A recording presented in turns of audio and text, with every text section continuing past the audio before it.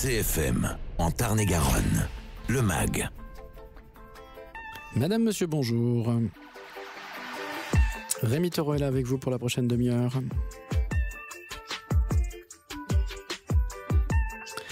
On va parler des oiseaux aujourd'hui avec le froid qui a fini par arriver. Eh bien, les oiseaux ont besoin de vous. Oui, ils ont besoin de pouvoir manger des petites graines, peut-être un petit peu de gras, des choses comme ça. On va voir, on va parler de ça et puis de plein d'autres choses avec Gilles Béchard de la Société des sciences naturelles du Tarn-et-Garonne et de la Ligue des protections des oiseaux de l'Aveyron. Bonjour Gilles Béchard. Bonjour. Merci d'être là pour évoquer un petit peu ce qu'on peut faire et ce qu'on ne peut pas faire avec les oiseaux quand il fait froid. Et puis bien sûr toute la programmation, les sorties de la Société des sciences naturelles du Tarn-et-Garonne, les ciné-débats. Il y en a un qui arrive bientôt, là, le 23 janvier, le prochain ciné-débat, ce sera au CGR Le Paris avec la ferme des Bertrands, on en parlera également. Tout ça. Alors les oiseaux, ils vont comment dites-moi. Ils vont mal, hein. Il y a pas mal d'émissions qui l'ont expliqué. On a participé avec la Société des sciences naturelles à la dernière liste rouge des oiseaux de Midi-Pyrénées. C'était en 2017, plus de 45% sur les espèces, certaines espèces, notamment le chardonneret ou les espèces inféodées au milieu de grandes cultures. Donc aujourd'hui, se poser la question de savoir s'il faut nourrir les oiseaux ou pas. Il y a quelques débats qui partent sur Internet sur le fait de dire oui, non, il faut nourrir, il faut pas nourrir. Voilà, je crois qu'il faut pas se poser de questions sur le fait qu'il faille le faire ou non. Il faut faire un âme et conscience. Je dirais rien contre ceux qui ne le font pas, mais moi, pour ma part, je le fais. C'est quoi les arguments pour ne pas le faire ? Propagation de certaines maladies, le fait qu'on ne doit pas assister les oiseaux. Alors c'est tout à fait vrai hein, sur le fond, mais c'est pas opposable au fait qu'en fait aujourd'hui on a des populations aviaires qui sont dans un tel état qu'il faut pas vraiment se poser la question. Si véritablement on était dans une dynamique plutôt positive, ça irait. Mais je crois qu'il faut avoir une véritable hygiène sur la façon de nourrir. Il faut pas nourrir tout au long de l'année. Il faut nourrir à certaines périodes. Il faut arrêter, essayer de pas avoir trop d'empathie ou d'avoir une gestion un peu trop sentimentale de la chose, hein, c'est-à-dire on aide la nature, voilà, il faut pas tomber trop dans l'empathie, dans une empathie qui pourrait être négative pour le fait de dire je continue à nourrir après la fin mars ou après début avril. Et du coup les oiseaux restent là au lieu de partir par exemple et au lieu de se propager. Et puis c'est surtout qu'on crée des dépendances à ce qu'on leur donne alors qu'ils ont besoin d'une diversité de graines et tout ça. Là véritablement c'est un appui qu'on leur donne pendant l'hiver. C'est une période plutôt difficile qui les prépare à la migration qu'il va y avoir au printemps parce qu'il y a toujours des mouvements de population chez les oiseaux, même sur des oiseaux qui sont réputés être sédentaires. Il y a des glissements de population du nord vers le sud et ainsi de suite dans l'autre sens après au printemps. Donc il faut pas commencer trop tôt là, et puis il faut si on veut véritablement rester pour plutôt nourrir quand il y a de la neige ou quand la nourriture est pas accessible ou quand il fait des grands froids comme ça. Nourrir, essayer de nettoyer les mangeoires, hein, c'est-à-dire quand on la réalimente, on prend une petite brosse, un coup d'eau, on nettoie la main parce qu'en fait, par certaines fientes, en effet, il peut y avoir de la propagation de maladies, de certaines maladies. Il y a eu des études qui ont été faites là-dessus, mais toujours pareil, ça demande une hygiène, ça ne doit pas être fait n'importe comment. Surtout nourrir, enfin là je sais une espèce de b.a.-ba que je dis, mais pour autant c'est pas clair dans la tête de tout le monde, avec des graines bio, hein, puisque on sait aujourd'hui que surtout sur l'alimentation animale, les contrôles sont pas forcément sur le type de produits qui sont utilisés sur les plantes qui servent à fournir les graines. On se retrouve. Graines bio, le pain on peut ou pas ? Alors, on peut donner quelques miettes là quand on a essuyé la table et tout comme ça. Il faut pas, c'est pas du pain, c'est pas spécialement fraîchement. La chose qui marche le mieux, c'est le tournesol. On peut faire soi-même des boules de graisse. Ah voilà, j'allais dire le saindoux, tout ça. Ouais, il faut éviter, il faut faire attention avec les graisses qu'elles ne rincissent pas parce que ça peut devenir un poison pour l'oiseau. Il vaut mieux se les fabriquer soi-même, plutôt partir si on veut, si on travailler peut-être avec de la margarine, des huiles plutôt végétales, ou alors de de la graisse bio, toujours pareil, parce que si on prend de la graisse de porc d'élevage conventionnel, forcément, c'est pas tip-top, puisqu'on va retrouver tout ce qui est antibio et tout ça dedans. Bien sûr. Donc, plutôt travailler sur des produits bio, se faire soi-même ses boules, faire des boules de petite taille, comme ça, elles sont vite consommées, et puis on passe de suite à la suivante, plutôt que d'en faire une plus grosse, qui sera en fait, bien sûr, qui tiendra, mais qui aura un risque de rancir. On voit de temps en temps passer sur les réseaux sociaux des espèces de boules dans des filets où les oiseaux se prennent les pattes dedans. C'est une légende urbaine, ça, ou c'est vrai, ça ? Non, c'est vrai. Donc on fait attention à ces trucs-là aussi. Oui. Ben, puis en plus, des fois, les filets sont mal accrochés. On le pose ça au mois de décembre, et puis on oublie au mois d'avril qu'on l'a laissé dedans. Le filet se décroche, il va partir dans la rivière ou dans le sol. Donc il vaut mieux éviter ce type de choses. Ça marche très bien. Un petit bocal de pâté que vous avez, vous mangez le pâté pour vous et vous gardez ça. Vous remplissez, vous mettez une petite ficelle que vous trouvez là de chez n'importe quel quincaillier. Une fois que c'est fait, un petit coup dans l'eau chaude là pour décoller, et vous avez votre boule qui est prête à être suspendue à votre fenêtre. Et ça marche très bien en fait, et surtout ça touche pas le même spectre d'oiseaux. On ira plutôt sur des oiseaux qui sont insectivores, qui sont restés comme le rouge-gorge, qui vont venir picorer un peu ce gras-là. Et puis après, franchement, le tournesol, ça couvre la totalité. Il vaut mieux éviter d'aller attraper des trucs, et surtout qu'on ne sait pas les conservateurs qui sont mis dans ces trucs-là, ou tous les produits, ou les sels ajoutés pour la conservation, qui sont alors une tuerie pour les oiseaux, quoi. On est avec Gilles Béchard de la Société des sciences naturelles du Tarn-et-Garonne. On revient dans un instant. The way you're glowing in the twilight, it still hits me like the first time. Is it just around midnight? Oh, I don't know, 'cause time flies by when I'm with you. I don't know what to say about your eyelids, and oh, I drift away. I still get nervous after all these years, and the words just disappear. Lately all that I can hear is white noise when you speak. White noise, white noise.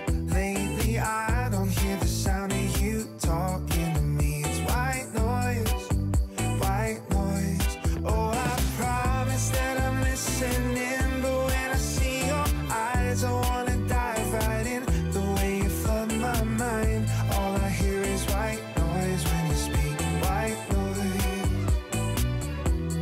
Let's go hiding in the shadows and find somewhere only we know. Ain't it funny how life goes?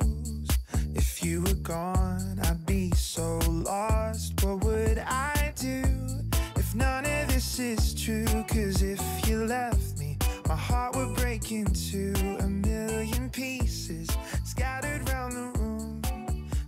Le MAG de CFM Montauban en compagnie de Gilles Béchard de la Société des sciences naturelles du Tarn-et-Garonne. On parlait des oiseaux en ouverture de ce magazine. On va encore en parler là parce qu'il y a un comptage qui a lieu à l'Observatoire ornithologique de Saint-Nicolas-de-la-Grave ce samedi 13 janvier à partir de 14h30. Oui, en fait, c'est un comptage national. C'est le comptage Wetlands qui existe depuis plusieurs dizaines d'années, qui consiste en fait à un comptage national, voire européen, des oiseaux d'eau.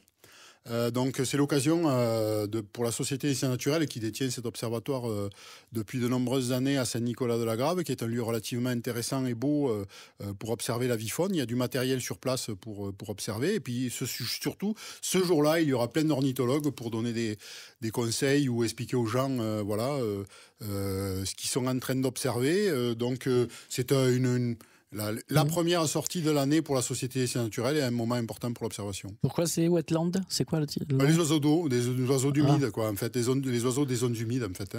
Voilà. Wetland. Voilà, les zones humides, voilà. Ok. Et juste un mot sur le comptage, comment ça se passe, en fait? Parce que, est-ce que tout le monde compte la même chose? Est-ce qu'il y a un quadrillage qui est fait? Il y a des techniques, j'en parlais pas récemment avec mon fils qui a 10 ans, il me demandait, mais papa, on a fait un comptage sur les dortoirs de Milan royaux, et j'ai dit, il y avait 200 oiseaux, il me dit, mais comment tu as fait pour les compter? En fait, il y a une technique pour les compter, en fait, on fait des petits groupes de 10 qu'on reporte sur la forme qu'on a, et les ornithologues arrivent à tomber à peu près juste sur ce type de comptage. Il y a des fois, ça peut être compté parce qu'il y a des comptages, par exemple, sur certaines espèces, comme le cormoran à l'époque, quand on faisait les dortoirs et qu'ils étaient très regroupés, on arrivait à 3000 oiseaux sur un même dortoir, vous imaginez, sur les oiseaux posés. Alors, on avait 2 personnes qui faisaient ça, et on vérifiait, on comparait nos comptages, mais il va y avoir soir, oui, chacun comptera le sien, et surtout, on aura dit, moi j'ai compté, je prends, en fait, quand ça se passe comme ça, il y en a qui dit, moi, je compte les tas d'ornes, voilà. Moi, je compte les canards colverts, et moi, je compte ça, et voilà. Et quand on a fini, on note. Et il y a, au cours de la journée, en fait, il va y avoir plusieurs comptages dans la journée, puis on va garder le comptage le plus intéressant sur la journée. D'accord, donc voilà, un comptage wetland ce samedi 13 janvier à 14h30 à l'Observatoire ornithologique de Saint-Nicolas-de-Largrave. On peut s'y rendre directement, il vaut mieux passer un coup de fil à la franchement, la balade est bucolique, là. Vous vous garez au parking de la base de loisirs, vous prenez le petit chemin qui longe la Garonne et le plan d'eau, là, et ça se fait en une vingtaine de minutes ou trentaine de minutes, vous êtes à l'observatoire, et franchement, ça fait une mise en bouche, en fait, qui est relativement intéressante, parce que il y a du bruit, il y a les bruits de la nature qui vous accompagnent, et voilà. Et tous les dimanches, il y a un bénévole de la SSNTG. Voilà. Ouais. Donc vous avez sous l'œil sur ssntg82.com, je crois, le site, vous allez dessus et vous avez un numéro pour appeler, et puis on vous dit s'il y a quelqu'un ou pas, et tous les dimanches après-midi, généralement, c'est ouvert au public. On continue de parler avec Gilles Béchard de l'actualité de la Société des sciences naturelles du Tarn-et-Garonne et autres organismes comme les oiseaux en Aveyron, c'est quoi? La LPO. La LPO, voilà, pardon.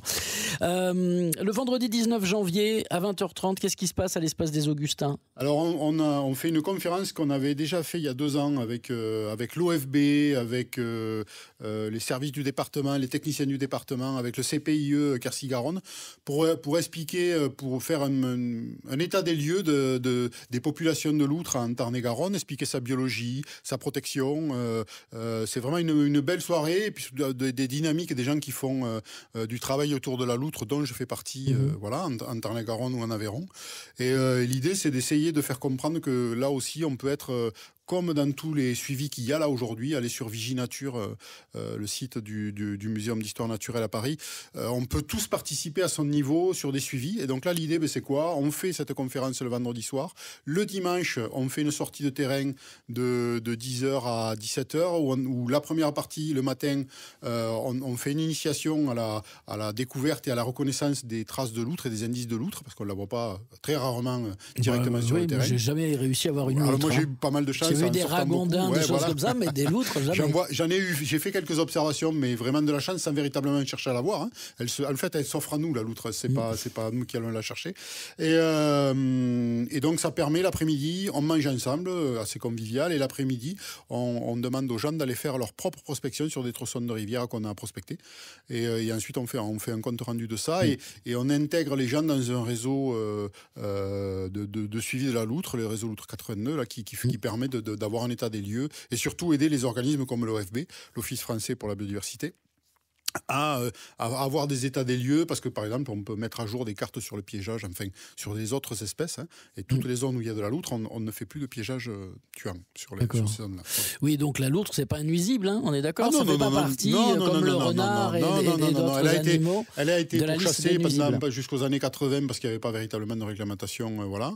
Et depuis les années 80, on a mis une réglementation en place. Il y a un PNA, un plan national d'action sur la loutre, là, qui part de 2019 jusqu'en 2028. Je crois, qui en fait vise justement à sensibiliser sur la loutre et l'action qu'on fait. Rapidement, la loutre, c'est un petit animal qui pèse quoi? C'est un beau petit animal, jusqu'à 15 kilos, jusqu'à 1,20 m pour les plus belles. Ah oui, quand même. Voilà, donc les mâles et les femelles ne vivent pas ensemble, ils se croisent que pour se reproduire. Ils ont des nids sur... Alors, ce qu'on appelle une catiche, en fait, on l'a beaucoup dans la littérature, on imagine cet endroit un peu douillet, caché sous les toits. Et là, en fait, une catiche pour une loutre, c'est l'endroit où elle se reproduit. C'est un trou généralement sous des racines qu'elle ne creuse pas elle-même. C'est des cavités naturelles qu'elle va réutiliser, qui sont généralement hors d'eau. L'entrée peut être sous l'eau, mais l'endroit où elle se trouve est hors d'eau.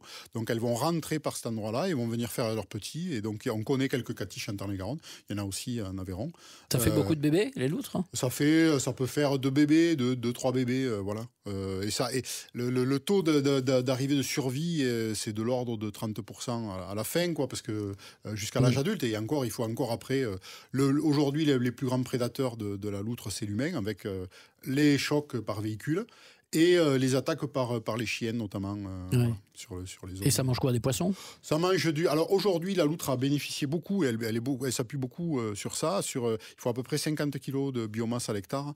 Donc elle peut manger aussi bien des batraciens, on trouve des pyjamas, elle enlève la peau des grenouilles et on trouve des espèces de babygros de grenouilles, vous voyez. Des écrevisses, beaucoup en fait, l'écrevisse américaine. Au moins, elle sert à ça, l'écrevisse américaine.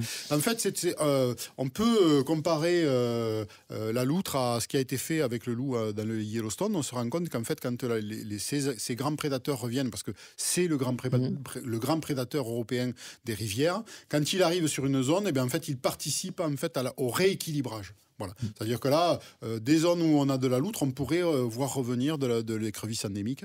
On pourrait avoir tout un rééquilibrage de oui, parce qu'elle nettoie, tout simplement. Il y a ça, mais on a quand même d'autres problématiques sur l'eau. D'ailleurs, je vous invite à venir. Il y a le film La Rivière qui est au début février au CGR à Montauban, sur lequel on parle justement des problématiques liées autour des cours d'eau et que des fois, il y a des problématiques bien plus profondes que ça, quoi. Allez, on marque encore une pause et puis on revient dans un instant.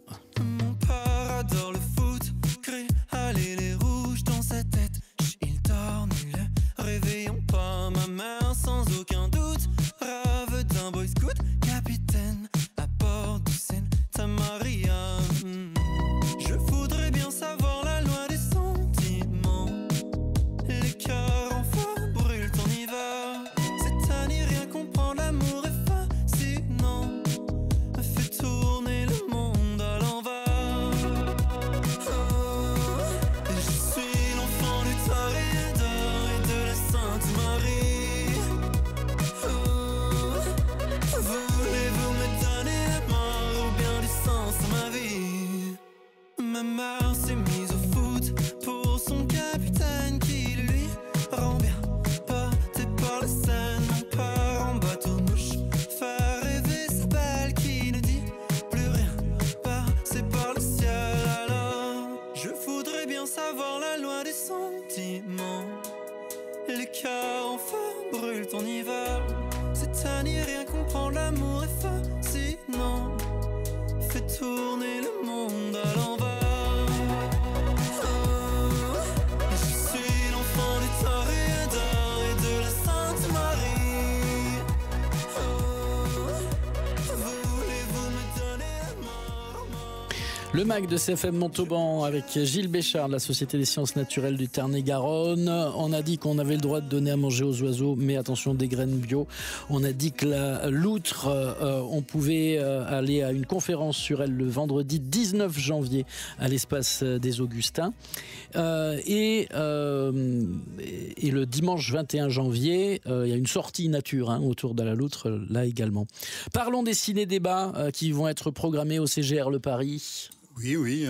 Donc, un beau partenariat depuis quelques années avec le cinéma CGR Le Paris. Il faut le souligner parce qu'on a un cinéma de qualité en matière de documentaire. Ce qu'on appelle les cinémas d'art et d'essai. Avec une véritable volonté là de la gestionnaire de ce cinéma de travailler avec les structures locales pour accompagner les films. Et aujourd'hui, on a réussi avec la FNE, avec les Jeunes pour le Climat, avec le festival qu'on fait souvent, le FRED, là, sur le Festival international du film d'environnement. On est en train de créer une dynamique avec la Conf, avec l'ADR, pour porter des films. Donc là, le prochain film, là, c'est avec la Conf et l'ADR, autour du film La Ferme des Bertrands. C'est un suivi sur 3 générations d'une ferme et l'évolution, sur la transmission, sur tout un tas de problématiques qui peuvent toucher les paysans. On le vit je le vis à titre personnel, puisqu'avec ma compagne, on est en train de reprendre une ferme en Aveyron, c'est celle des beaux-parents. C'est pas toujours simple, en fait, aussi bien pour ceux qui lâchent l'affaire que ceux qui la reprennent. Donc il y a toute une sensibilité, on touche à des choses, et l'ADR a des compétences là-dessus, la Conf aussi, et puis on pourra tout expliquer, et puis parler un peu des liens de l'agriculture, en fait. Si on parlait de disparition des oiseaux, de disparition des insectes, l'agriculture, on le sait aujourd'hui, a son importance, et il y a y a tout un questionnement autour du mode de consommation qui est en route, donc il y a des choses intéressantes à voir, quoi. La ferme des Bertrands, un film de Gilles Perret qui est en sortie nationale le 31 janvier, donc c'est une avant-première, mardi 23 janvier. C'est une avant-première, quand même. Et puis un autre film aussi, autre ciné-débat, toujours au CGR Le Paris à Montauban, Le Paradoxe de la fin. Alors non, ça, Le Paradoxe de la fin, c'est un film petit documentaire, voilà, que j'ai mis. Et d'ailleurs, puisqu'on en parle, je vous invite tous les gens à aller sur les Dailymotion et autres YouTube, taper Le Paradoxe de la fin, parce que ça résume bien véritablement les problématiques de notre agriculture aujourd'hui. Et le film qu'on fait au mois de février, c'est La Rivière, donc de Dominique Marché. Et donc c'est un film qui je prévisionne tous les films avant de les préparer pour les monter en soirée débat, parce que j'ai besoin de m'imprégner de ça. Et c'est un film qui m'a vraiment parlé. Il parle des gaves dans les Pyrénées. Et, les gaves qui sont les rivières, là, le Gave de Pau, le Gave d'Ossau, enfin voilà, qui sont des rivières qui sont connues, que moi je côtoyais indirectement, parce que j'avais des collègues qui étaient un peu plus âgés que moi et qui allaient à la pêche là-bas, et je vivais des histoires un peu comme on les vivrait au coin du feu, racontées par les anciens, d'histoires de pêche toujours un peu plus généralement comme la sardine qui a bouché le port de Marseille, voilà. Et du coup je me suis replongé dans tout ça, et j'ai vu en fait j'ai pu comparer leurs messages de ce qu'ils parlaient et de ce qu'ils en vivaient il y a 25 ans ou 30 ans, et ce qu'il en ressort de ce film-là, où on se retrouve avec une véritable alerte, tout en étant très pragmatique sur le mode de fonctionnement de ces milieux-là. Mais il y a véritablement un film qui est très intéressant et qui, justement, accompagné par moi sur le côté naturaliste. Il y aura sûrement, j'espère bien qu'il y aura des gens des services de l'eau qui seront là. La Conf aussi, pour un peu parler de l'agriculture et de la relation qu'on peut avoir avec l'eau et la gestion de l'eau. Donc là, c'est un film aussi relativement intéressant. Voilà, le mardi 6 février, on a le temps, on en reparlera évidemment sur les ondes de CFM. Et on a en préparation, je peux le dire, parce que voilà, on a en préparation le film qui va sortir de Jean-Michel Bertrand, qui est le troisième volet de ces 3 films qu'il a fait sur le loup, qui s'appelle Vivre avec les loups, après La Vallée des loups et La Marche des loups. Et donc on le prépare pour faire une projection de débat un soir pendant les vacances de février. On est en train de fixer la date, et il y aura aussi une projection pour les enfants. Donc si vous avez prévu d'aller voir ce film, ça vaut peut-être le coup d'attendre et de venir le voir quand on fera. Allez sur le site du cinéma le CGR Le Paris, vous aurez toutes les informations dès qu'on sera prêt très rapidement. Merci Gilles Béchard. La Société des sciences naturelles du Tarn-et-Garonne organise ce samedi l'Observatoire ornithologique du Saint-Nicolas de la Grave, le comptage wetland des oiseaux. Allez, salut. Merci. Vos podcasts et replays. Podcasts et replays. cfmradio.fr